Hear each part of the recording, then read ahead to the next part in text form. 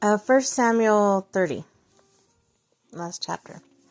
David destroys the Amalekites. David and his men reached Ziklag on the third day. Now the Amalekites have raided the Negev and Ziklag. They have attacked Ziklag and burned it, and had taken captive the women and everyone else.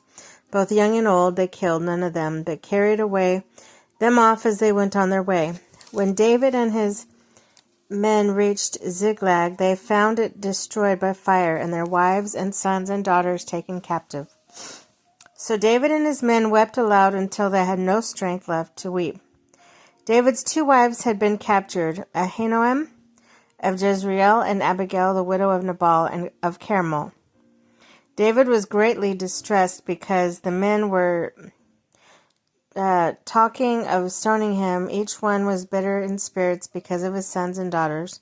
But David found strength in the Lord his God. Then David said to Abiathar, the priest, the son of Ahimelech, "Bring me an ephod." Abiathar brought it to him. Abiathar. Okay. And David inquired of the Lord, "Shall I pursue this raiding party? Will I overtake them?" "Pursue them," he answered, "and you will certainly overtake them and succeed in the rescue."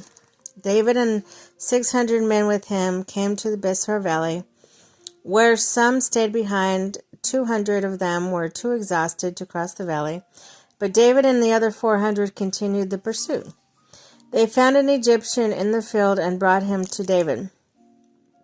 They gave him water to drink and food to eat, part of the cake of the pressed figs, and 2 cakes of raisins. He ate and was revived, for he had not eaten any food or drunk any water for 3 days and 3 nights. David asked him, "Who do you belong to?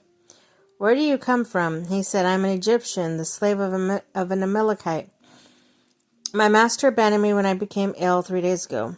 We raided Negev, the Kerethites, and some territory belonging to Judah, and Negev of Caleb, and we burned Ziklag." David asked him, "Can you lead me down to this raiding party?" He answered, "Swear to me before God that you will not kill me or hand me over to my master, and I'll take you down to them." He led David down. There they were, scattered over the countryside, eating, drinking, and reveling because of the great amount of plunder they had taken from the land of the Philistines and from Judah.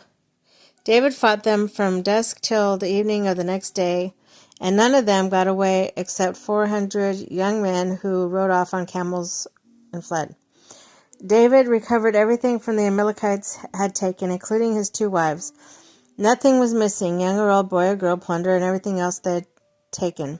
David brought everything back. He took the flocks and herds and his men and drove them ahead of their other livestock, saying, "This is David's plunder." Then David came to the 200 men who had been too exhausted to follow him and who were behind at the Besor Valley. They came to meet David and the men with him. As David and his men approached, he asked them how they were. But all the evil men and troublemakers among David's followers said, "Because they did not go out with us, we will not share them with the plunder we recovered. However, each man may take his wife and children and go." David replied, "No, my brothers, you must not do that with what the Lord has given us. He has protected and delivered us into our hands the raiding party that came against us. Who will listen to what you say? The share of the man who stayed with the supplies is to be the same of him who had went down to the battle. All will share alike."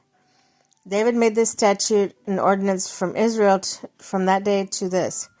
When David reached Ziklag, he sent some of the plunder to the elders of Judah, who were his friends, saying, "Here is a gift for you from the plunder of the Lord's enemies." David sent it to those who were in Bethel, Ramoth, Negev, Jatir, to the Aror, Sifmoth, Eshtemoa, Rakal, and in those towns the Jerahmeelites,